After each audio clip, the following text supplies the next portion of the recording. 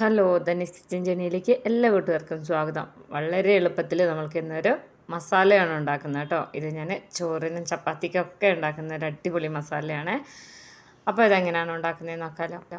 3 ഉരുളക്കിഴങ്ങ്, 2 സവാള, 1 തക്കാളി, ഒരു 3 പച്ചമുളക്, ഇത്രയും വലിയ കഷ്ണങ്ങളാക്കി അരിഞ്ഞെടുത്തിട്ടുണ്ട് കേട്ടോ.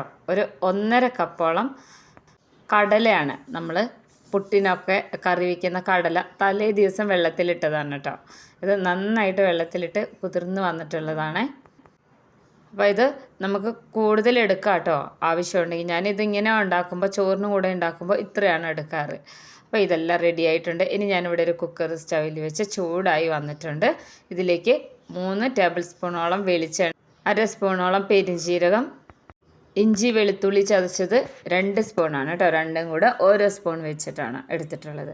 ഇതും കൂടെ ഇട്ട് കൊടുക്കണം. പെട്ടെന്ന് ഉണ്ടാക്കിയെടുക്കാം കേട്ടോ. ഇനി ഇതിലേക്ക് നമ്മൾ മല്ലിപ്പൊടി ചേർത്ത് കൊടുക്കുകയാണേ. 1/2 സ്പൂണോളം മല്ലിപ്പൊടി ചേർത്ത് കൊടുത്തിട്ടുണ്ട്.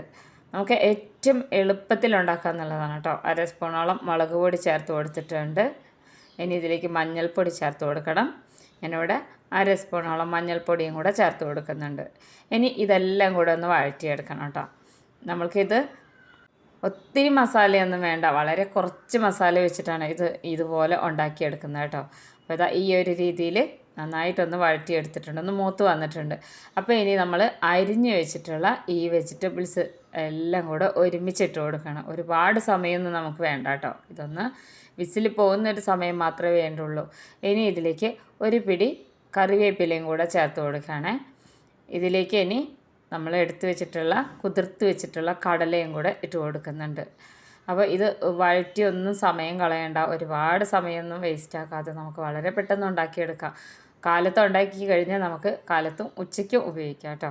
ഇനി ഇതിലേക്ക് 1/2 സ്പൂണോളം ഉപ്പും കൂടെ ചേർത്ത് കൊടുത്ത് നന്നായിട്ട് ഇതിനൊന്ന് ഇളക്കിയെടുക്കണം കേട്ടോ. അപ്പോൾ മസാലകളും എല്ലാം കൂടെ നമ്മൾ ഒരുമിച്ചാണ് ചേർത്ത് കൊടുത്തിട്ടുള്ളത്. അപ്പോൾ ഈ മസാലയൊക്കെ ഇതിലൊന്ന് പിടിക്കുന്നവരെ ഈ ഒരു രീതിയിലൊന്ന് ഇളക്കി കൊടുത്താൽ മതി. കുറച്ച് വലുതാക്കി തന്നെ കട്ട് ചെയ്യണം കേട്ടോ. ഒത്തിരി ഇങ്ങനെ കുഞ്ഞായിട്ട് അരിഞ്ഞിടരുത്. അപ്പോൾ നന്നായിട്ട് ഈ ഒരു രീതിയിൽ ഇളക്കി യോജിപ്പിച്ചെടുക്കണേ. ഇത് ഒരുപാട് കറിയൊന്നും ഇല്ലാതെയാണ് കേട്ടോ ഉണ്ടാക്കിയെടുക്കുന്നത്. നമുക്കിത് പുട്ടിൻ്റെ കൂടെ, ചോറിൻ്റെ കൂടെ, ചപ്പാത്തിയുടെ കൂടെ കഴിക്കാൻ പറ്റിയ രീതിയിലാണ് ഉണ്ടാക്കിയെടുക്കുന്നത്. അപ്പോൾ നന്നായിട്ട് ഈ ഒരു രീതിയിൽ ഇളക്കിയെടുത്തിട്ടുണ്ട്. ഇനി ഇതിലേക്ക് നമ്മൾ ഇത് വേകാൻ ആവശ്യമായിട്ടുള്ള വെള്ളമാണ് ഒഴിച്ചു കൊടുക്കുന്നത് കേട്ടോ. ഞാനിവിടെ 1 കപ്പോളം വെള്ളം ഒഴിച്ചു കൊടുക്കുന്നുണ്ട്. വെള്ളം ഒഴിച്ചു കൊടുത്തതിന് ശേഷം ഒന്ന് ഇളക്കി കൊടുത്താൽ മതി. അപ്പോൾ ഇളക്കി കൊടുത്തു. ഇനി ഇത് നമുക്ക് മൂടി വയ്ക്കാം കേട്ടോ. മൂടി വെച്ചിട്ട് ഒരു 5 വിസിൽ വരുന്നവരെ നമുക്ക് വെയിറ്റ് ചെയ്യാം. ഈ കടലയൊന്ന് വെന്ത് കിട്ടാൻ വേണ്ടിയിട്ടാണ് കേട്ടോ. മൂടി വെച്ചിട്ടുണ്ട്. ഇനി ഇത് മീഡിയം ഫ്ലെയിമിലിട്ടിട്ട് വേണം കേട്ടോ ഇത് നമുക്ക് വേവിച്ചെടുക്കാൻ വേണ്ടിയിട്ട്. അപ്പോൾ ആദ്യം തന്നെ ഞാനിവിടെ കുക്കറിൻ്റെ മൂടി വെച്ചപ്പോൾ അടയുണ്ടായില്ല കേട്ടോ. അപ്പോൾ ഞാൻ ഇതിൻ്റെ മൂടി എടുത്ത് വെച്ച് ഒന്നും കൂടെ ഒന്ന് ചെക്ക് ചെയ്തിട്ടാണ് കേട്ടോ വെക്കുന്നത്. അപ്പോൾ നമ്മളിതുപോലെ കുക്കറൊക്കെ വെക്കുമ്പോൾ നന്നായിട്ട് ശ്രദ്ധിക്കണം. അപ്പോൾ ഇനി നമുക്കൊരു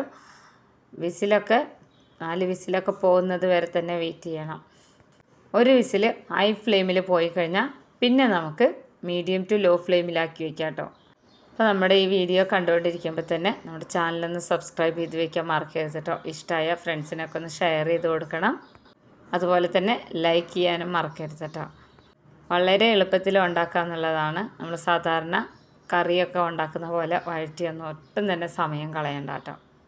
അപ്പോൾ കടല നമ്മളിതുപോലെ വേവിക്കാനിടുമ്പോൾ കടലയുടെ വേഗ് ചില സമയങ്ങളിൽ അങ്ങോട്ടും ഇങ്ങോട്ടൊക്കെ മാറിയിരിക്കും. കുറച്ച് വലിയ കടലൊക്കെ ആണെങ്കിൽ കുറച്ച് സമയം എടുക്കും കേട്ടോ.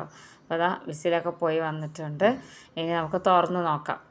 വിസിൽ പോയി ഒന്ന് ചൂടാറിയതിന് ശേഷമാണ് കേട്ടോ ഞാനിത് തുറക്കുന്നത്. അപ്പോൾ നന്നായിട്ട് വെന്ത് വന്നിട്ടുണ്ട്. ഇനി ഇതിനെ നന്നായിട്ട് ഉടച്ചെടുക്കണം. ഈ ഒരു ഉരുളക്കിഴങ്ങൊക്കെ ശരിക്കും ഇങ്ങനെ ഉടഞ്ഞു വരണം. കടല അങ്ങനെ അങ്ങോട്ട് ഉടയില്ല നമ്മൾ എത്ര ഉടച്ചാലും. അപ്പോൾ ഇത് ഒരുമിച്ച് ഇങ്ങനെ ഉടച്ചെടുക്കണം കേട്ടോ. അങ്ങനെയാണ് നമുക്ക് ചോറിനൊക്കെ കഴിക്കാൻ നല്ലതായിരിക്കും അങ്ങനെ ചെയ്ത് കഴിഞ്ഞാൽ. അപ്പോൾ ഞാനിതൊന്ന് ഉടച്ചിട്ട് കാണിച്ചു തരാം. വേണ്ടില്ലേ, കടല അധികം ഉടഞ്ഞിട്ടില്ല. ഈ ഒരു രീതിയിലാണ് ഇരിക്കുക. അപ്പം ഇത്രയേ ഉള്ളൂ പണി കേട്ടോ. വളരെ ടേസ്റ്റാണ്. അധികം മസാലയില്ലാതെ എല്ലാവരും ഉണ്ടാക്കി നോക്കണം. ഇതുപോലെയുള്ള ഈസി റെസിപ്പീസുമായിട്ട് നമുക്ക് അടുത്ത വീഡിയോയിൽ കാണാം.